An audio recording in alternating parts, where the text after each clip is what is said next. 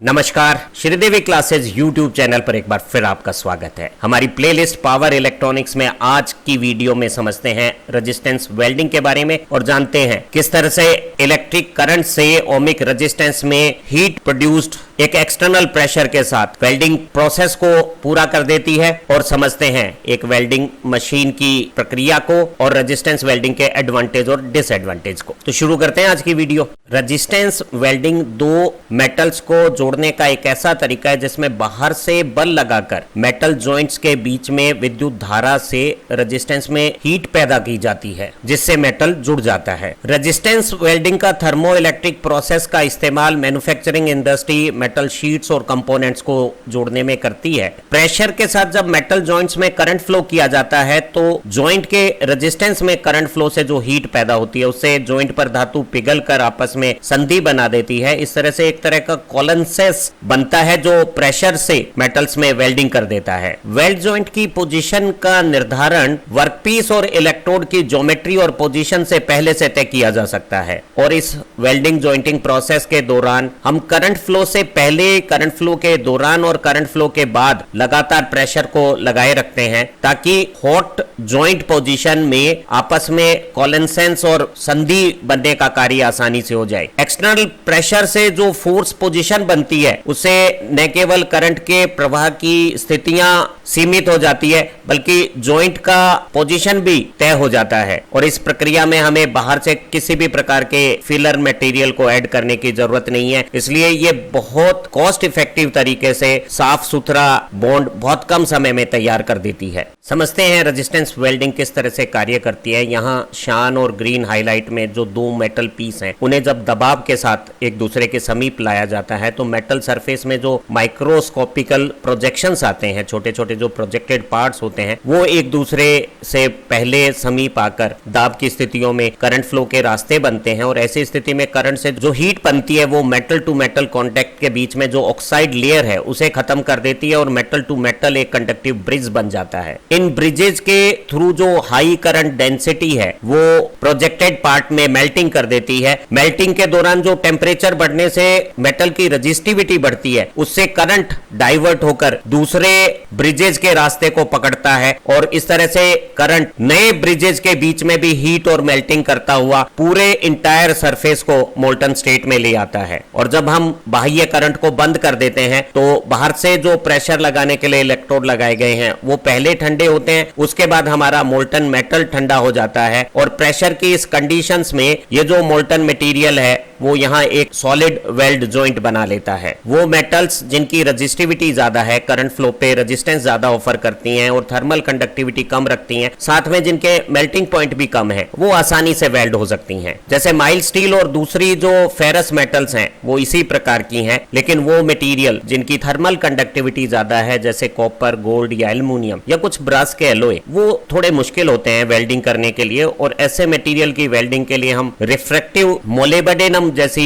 Electrodes का इस्तेमाल करते हैं। जरा समझते हैं कि एक रेजिस्टेंस वेल्डिंग मशीन सेट कैसे काम करता है। रेजिस्टेंस वेल्डिंग का सबसे प्रचलित रूप स्पॉट वेल्डिंग मशीन है। सभी रेजिस्टेंस वेल्डिंग मशीन्स में एक स्टेप डाउन ट्रांसफार्मर है जिसकी प्राइमरी पे हम मेंस की 220 वोल्ट 50 हर्ट्ज की सप्लाई दे सकते हैं। एक टाइमर या सीक्वेंस कंट्रोलर या माइक्रो कंट्रोलर वेल्डिंग करंट के फ्लो टाइम को कंट्रोल करता है। इस स्टेप डाउन ट्रांसफार्मर की प्राइमरी में बहुत सारी टेपिंग्स दी हुई हैं और एक सेलेक्टर स्विच की मदद से हम एप्रोप्रिएट टेपिंग का सिलेक्शन करके वेल्डिंग के करंट को कंट्रोल कर सकते हैं। कम फेरे और मोटे तार वाली जो सेकेंडरी वाइंडिंग है वो एक लो वोल्टेज और हाई करंट की सप्लाई दो मेटल इलेक्ट्रोड्स को देती है जिसमें से एक इलेक्ट्रोड फिक्स्ड है और दूसरा मैकेनिकली मूव किया जा सकता है। ये इलेक्ट्रोड कॉपर एलॉय के बने हुए हैं जिनके ट्यूब स्ट्रक्चर के बीच में कूलिंग वाटर के सर्कुलेशन का प्रोविजन है। फुट पेडल पे प्रेशर अप्लाई करने से पहले मूविंग इलेक्ट्रोड फिक्स इलेक्ट्रोड से दूर होता है और हम जब वर्कपीस को दोनों इलेक्ट्रोड के बीच वाली इस पोजीशन पे रख के फुट पेडल को दबाते हैं तो मूविंग इलेक्ट्रोड अपनी पोजीशन पे आके दोनों मेटल पीस को जिन्हें ज्वाइन करना है उन्हें प्री डिटरमाइंड प्रेशर से कस लेता है। पेडल दबाने के कुछ समय पश्चात टाइमर अपनी एक्शन से सप्लाई के कनेक्शन प्राइमरी से बनाकर करंट फ्लो करता है और उससे एक लो वोल्टेज का हाई करंट दोनों इलेक्ट्रोड के बीच में मेटल जॉइंट्स में जो रेजिस्टेंस है उसमें हीट पैदा करता है। स्टेप डाउन ट्रांसफार्मर की सेकेंडरी के ओपन टर्मिनल्स के बीच में जब वो वेल्ड करंट को फ्लो नहीं कर रही है, अवेलेबल वोल्टेज का मैग्नीट्यूड 12 वोल्ट से भी कम होता है। और जब बहुत ज्यादा करंट वेल्डिंग के प्रोसेस के लिए इलेक्ट्रोड के थ्रू मेटल पीसेस में रेजिस्टेंस में हीटिंग के लिए फ्लो किया जाता है तो इलेक्ट्रोड के बीच में वोल्टेज घट के 2 वोल्ट के आसपास रह जाती है। जुड़ने वाली मेटल शीट के मोटाई के अनुसार परिपथ में बहने वाली धारा का चयन यहाँ सेलेक्टर स्विच प्राइमरी टेपिंग से करता है और इन्हीं मेटल शीट की मोटाई के अनुसार बहने वाली धारा का समय काल भी ये वेल्ड टाइमर तय करता है। पतली मेटल शीटों को जोड़ने के लिए वेल्ड टाइम 1 सेकंड का 100वां अंश हो सकता है और मोटी प्लेटों के लिए ये कुछ अधिक हो सकता है और धारा का मान 2000 एम्पियर या इससे भी ज्यादा हो सकता है। बहुत कम 2 वोल्ट से भी कम वोल्टेज के साथ 2000 एम्पियर से भी ज्यादा अमाउंट का करंट कुछ ही पल में कॉन्टेक्ट जॉइंट पर मटेरियल की मोल्टन स्टेट में फ्यूजन ऑफ मटेरियल बना देता है। वेल्ड टाइम के खत्म होने पर टाइमर परिपथ में करंट फ्लो को रोक देता है, लेकिन हम यहाँ दोनों मेटल की शीट जो वर्कपीस के रूप में इलेक्ट्रोड के बीच में है उन्हें अभी भी कसकर स्क्विज करके कुछ देर तक रखेंगे ताकि हमारा जो वेल्ड नगेट यहाँ फ्यूजन फॉर्मेट में बना हुआ था वो सॉलिडिफाई हो जाए। कूलिंग वाटर के सर्कुलेशन के कारण जो हीट इलेक्ट्रोड ने पाई है वो पहले डेसिपेट होगी, तो हम सबसे आखिर में ऑफ टाइम इंटरवल में इलेक्ट्रोड्स को सेपरेट कर लेंगे और अगले वर्कपीस के तौर पे एक नई शीट का कॉम्बिनेशन यहाँ इलेक्ट्रोड के बीच में रखकर इसी प्रोसेस को चालू कर लेंगे। रेजिस्टेंस वेल्डिंग के इस प्रोसेस में दोनों इलेक्ट्रोड के बीच में बहुत कम वोल्टेज पे हजारों एम्पियर करंट जब फ्लो करती है तो जो हीट प्रोड्यूस होती है वो बहने वाली करंट के स्क्वायर प्रोपोर्शनल है और यहाँ जो जॉइंट पे रेजिस्टेंस बन रहा है उसके डायरेक्ट प्रोपोर्शनल है और हीट इस पूरे प्रोसेस में जो लगने वाला वेल्ड टाइम है उसके साथ ये relation I square R T रखती है। हाई इलेक्ट्रिक कंडक्टिविटी वाले इलेक्ट्रोड्स और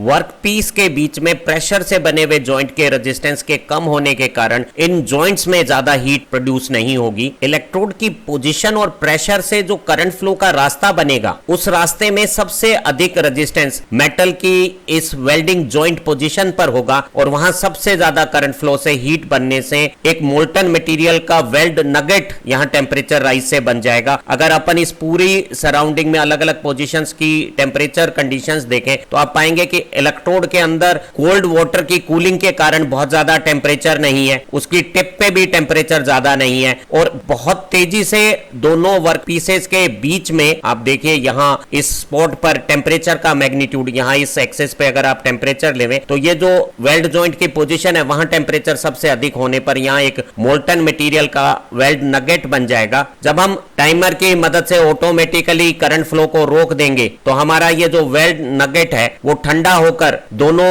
मेटल पीसेस के बीच में एक सॉलिड जॉइंट बना लेगा। अच्छी रेजिस्टेंस वेल्डिंग प्रोसेस के लिए हम जो इलेक्ट्रोड है वो कॉपर के एलॉय मटेरियल के लेते हैं और अंदर की ट्यूब कैविटी में कोल्ड वाटर से कूलिंग का प्रोविजन रखा जाता है। इस कूलिंग से इलेक्ट्रोड और वर्कपीस के बीच के कॉन्टेक्ट का टेम्परेचर राइज कम होने से यहाँ इलेक्ट्रोड और वर्कपीस के बीच में वेल्डिंग की संभावनाएं खत्म हो जाती हैं। स्पॉट वेल्डिंग मशीन के मेटल इलेक्ट्रोड न केवल रेजिस्टेंस वेल्डिंग के लिए आवश्यक हजारों एम्पियर करंट को वर्कपीस से फ्लो करते हैं, साथ ही बाहर के फोर्स और प्रेशर से करंट फ्लो से पहले, दौरान और बाद में मेटल पीस को कसकर जकड़ते भी हैं, कंस्ट्रेन करते हैं। स्पॉट वेल्डिंग मशीन के इलेक्ट्रोड मटेरियल को न केवल हाई प्रेशर लोड को हाई टेम्परेचर पे विथस्टैंड करना है बल्कि बहुत अच्छी इलेक्ट्रिकल और थर्मल कंडक्टिविटी भी रखनी है। इसलिए हम कॉपर बेस्ड एलॉय को यूज करते हैं जिसमें थोड़ी मात्रा में 1% से भी कम मात्रा में या तो कैडमियम मिलाया जाता है या क्रोमियम मिलाया जाता है। अगर हमें हाई कंडक्टिविटी के गोल्ड, कॉपर या एल्युमिनियम जैसे वर्कपीस को रेजिस्टेंस वेल्ड करना हो तो हम इलेक्ट्रोड के लिए कोई रिफ्रैक्टिव मटेरियल मोलिब्डेनम जैसा उपयोग में लेते हैं। जो इलेक्ट्रोड की शेप और ज्योमेट्री है उससे हमारे रेजिस्टेंस वेल्ड की इलेक्ट्रिकल, थर्मल और मैकेनिकल परफॉर्मेंस को इंप्रूव किया जा सकता है। जो टिप की डायामीटर है वो बहुत महत्वपूर्ण है। अगर ये एरिया कम रहेगा तो हमारा जो वेल्ड है उसका जॉइंट अंडर साइज रहेगा और उसमें स्ट्रेंथ भी पूरी नहीं आएगी। और वहीं अगर ये इलेक्ट्रोड टिप का एरिया जरूरत से ज्यादा बड़ा होगा तो वो हमारा वेल्ड जॉइंट इनकंसिस्टेंट और अनस्टेबल प्रकार का बनाएगा। रेजिस्टेंस वेल्डिंग की एप्लीकेशंस के बारे में जानते हैं। रेजिस्टेंस वेल्डिंग का इस्तेमाल जहां मास भारी मात्रा में हाई वॉल्यूम में वेल्डिंग वर्क करना हो और कंसिस्टेंट हाई क्वालिटी का प्रोडक्शन चाहिए बहुत तेज गति से, तब किया जाता है। हमारी जो ऑटोमोटिव इंडस्ट्री है, किसी भी 2 व्हीलर 4 व्हीलर प्रकार की या अप्लायंसेज इंडस्ट्री है, वो सबसे बड़े यूजर हैं रेजिस्टेंस वेल्डिंग के। जब हमें पतली गेज के कम मोटाई के मेटल्स पीसेस को जोड़ना हो तो रेजिस्टेंस वेल्डिंग सबसे अधिक सुटेबल है। हम स्टील इंडस्ट्री में रेजिस्टेंस वेल्डिंग का इस्तेमाल पाइप, ट्यूब और दूसरे स्ट्रक्चरल सेक्शंस बनाने के लिए करते हैं और वो स्पॉट, सीम या बट किसी भी रूप की हो सकती है। रेजिस्टेंस वेल्डिंग की हमारी अगली वीडियो में हम अलग अलग प्रकार के स्पॉट, सीम, प्रोजेक्शन बट और फ्लैश बट वेल्डिंग प्रकारों के बारे में और उनकी एप्लीकेशंस के बारे में डिटेल से जानकारी करेंगे। अभी जानते हैं रेजिस्टेंस वेल्डिंग के एडवांटेज और डिसएडवांटेज क्या है। तो शुरुआत करते हैं एडवांटेज की। हम किसी भी प्रकार के एक समान या अलग अलग प्रकार के मटेरियल को वेल्ड कर सकते हैं। रेजिस्टेंस वेल्डिंग का हाईली ऑटोमेटेड जो प्रोसेस है वो मास प्रोडक्शन के लिए बहुत कॉस्ट इफेक्टिव वेल्डिंग करता है। ऑटोमेटेड प्लांट में वेल्डिंग की क्वालिटी को मेंटेन करने में ऑपरेटर की स्किल का कोई योगदान नहीं है। जब हमें हजारों वेल्ड किसी कार या मोटरसाइकिल को बनाने के लिए चाहिए तो हमें बहुत तेज स्पीड चाहिए और रेजिस्टेंस वेल्डिंग में हम 1 सेकंड के 10वें हिस्से में वेल्डिंग को पूरा कर सकते हैं। तो हम जहां बहुत ज्यादा वेल्डिंग का काम होता है और कम समय में काम को करना होता है तो रेजिस्टेंस वेल्डिंग को पसंद करते हैं। जब शीटों की मोटाई बहुत कम हो, वो 1/4 इंच से भी पतली हो, तो रेजिस्टेंस वेल्डिंग सबसे बेहतरीन तरीके का जॉइंटिंग करने का तरीका हो सकता है। हमें रेजिस्टेंस वेल्डिंग के लिए किसी भी प्रकार के फिलर मटेरियल या कंज्यूमेबल जैसे रोड, फ्लक्स या इनर्ट गैसेज, ऑक्सीजन या एसिटिलीन की आवश्यकता नहीं होती है। तो ये बहुत ज्यादा कॉस्ट इफेक्टिव तरीके से वेल्डिंग को बना देता है। क्योंकि ऑपरेशन के दौरान वोल्टेज की अमाउंट बहुत कम है तो ये किसी भी प्रकार के इलेक्ट्रिक शॉक से सुरक्षित है। रेजिस्टेंस वेल्डिंग बहुत ज्यादा एनवायरमेंट फ्रेंडली और क्लीन प्रोसेस है जिसमें किसी भी प्रकार का वेस्ट या पॉल्यूशन नहीं होता है। और जो रेजिस्टेंस वेल्डिंग का जॉइंट है वो बहुत क्लीन और फर्म रिलायबल तरह का जॉइंट है। जो हमारी ऑटोमोटिव इंडस्ट्री है और अप्लायंसेज इंडस्ट्री है वो रेजिस्टेंस वेल्डिंग को अपनी सभी मैन्युफैक्चरिंग के लिए इन्हीं एडवांटेजेस के कारण इस्तेमाल लेती है। अब जरा डिसएडवांटेज को भी जान लेते हैं। रेजिस्टेंस वेल्डिंग के निम्नलिखित डिसएडवांटेज हैं। जो हमारी वेल्डिंग मशीन है वो कॉम्प्लेक्स हाई टेक्नोलॉजी की और महंगी मशीनरी है और इसकी मेंटेनेंस के लिए हमें जो लोग चाहिए वो बहुत ज्यादा हाईली टेक्निकली क्वालिफाइड होनी चाहिए। रेजिस्टेंस वेल्डिंग को चलाने के लिए हमें एक बहुत अच्छा कंट्रोल्ड पावर सप्लाई चाहिए। आर्क वेल्डिंग इक्विपमेंट की तुलना में रेजिस्टेंस वेल्डिंग को बहुत ज्यादा स्पेशल कंट्रोल्ड पावर की आवश्यकता होती है, इसलिए रेजिस्टेंस वेल्डिंग के इक्विपमेंट ज्यादा महंगे हैं। एक रेजिस्टेंस वेल्डिंग की नॉन डिस्ट्रक्टिव टेस्टिंग पॉसिबल नहीं है क्योंकि जॉइंट शीट्स के बीच में इनविजिबल रह जाता है। रेजिस्टेंस वेल्डिंग में फटीग और टेंसाइल स्ट्रेंथ कम रहती है और जो हमारा वेल्ड नगेट बनता है उसकी परिधि के चारों तरफ कुछ स्ट्रेस कंसंट्रेटर बन जाते हैं जो वेल्ड जॉइंट की टेंसाइल स्ट्रेंथ को कम कर देते हैं। जो रेजिस्टेंस वेल्डिंग मशीन है उसमें पोर्टेबिलिटी नहीं है, उसे जगह बदल कर इस्तेमाल नहीं कर सकते हैं। हालांकि हम स्पॉट वेल्डिंग में जो स्पॉट वेल्ड गन होती है उसे थोड़ी मात्रा में मशीन के आसपास चला सकते हैं, लेकिन पावर सोर्स को हमें फिक्स पोजीशन पे ही रखना पड़ता है। रेजिस्टेंस वेल्डिंग के इलेक्ट्रोड में जो वियर्स हैं वो ज्यादा मात्रा में होती हैं और उनका फ्रीक्वेंट रिप्लेसमेंट जरूरी हो जाता है। रेजिस्टेंस वेल्डिंग में जिन मेटल पीसेस को हम जोड़ रहे हैं उनमें अधिक मोटाई नहीं हो सकती है। ये अधिक मोटाई की शीटों के लिए सुटेबल नहीं है, सिर्फ पतली शीटों के लिए ही फेवरेबल है। और जैसे हमने कभी पहले कहा है कि जो ज्यादा कंडक्टिविटी के कॉपर और गोल्ड जैसे मटेरियल हैं उनके लिए रेजिस्टेंस वेल्डिंग बहुत ज्यादा एफिशिएंट नहीं है। रेजिस्टेंस वेल्डिंग का मशीन हमारी पावर लाइन डिमांड में बहुत अनफेवरेबल कंडीशंस को प्रोड्यूस करता है। जब बहुत थोड़े समय के लिए जो हाई पावर डिमांड है रेजिस्टेंस वेल्डिंग की, वो सप्लाई में ब्राउन आउट कंडीशंस बना देगी, जिसमें दूसरे लाइट सोर्स डिम हो जाएंगे और कंप्यूटर जैसे पावर डिवाइसेज रीसेट हो जाएंगे। हमें उम्मीद है कि आज की इस रेजिस्टेंस वेल्डिंग की वीडियो से आपको रेजिस्टेंस वेल्डिंग की सारी थ्योरी समझ में आ गई होगी और एक प्रैक्टिकल वर्किंग मशीन्स किस तरह से काम करती है ये भी आपने जान लिया है, और आपको रेजिस्टेंस वेल्डिंग के एडवांटेज और डिसएडवांटेज भी समझ में आ गए हैं। हमारी इसी सीरीज में जो अगली वीडियो है उसमें अलग अलग प्रकार की रेजिस्टेंस वेल्डिंग, उनकी एप्लीकेशंस और जो सीक्वेंस टाइमर किस तरह से काम करता है रेजिस्टेंस वेल्डिंग में, स्क्वीज, वेल्ड, होल्ड और ऑफ टाइमिंग सीक्वेंस की क्या इंपॉर्टेंस है, उसे भी आप समझ लेंगे। हमारी इसी प्लेलिस्ट की दूसरी वीडियो से आपकी विषय समझ अच्छी बनेगी। आप अच्छा पढ़ें, तरक्की करें। Have nice time. Thank you very much.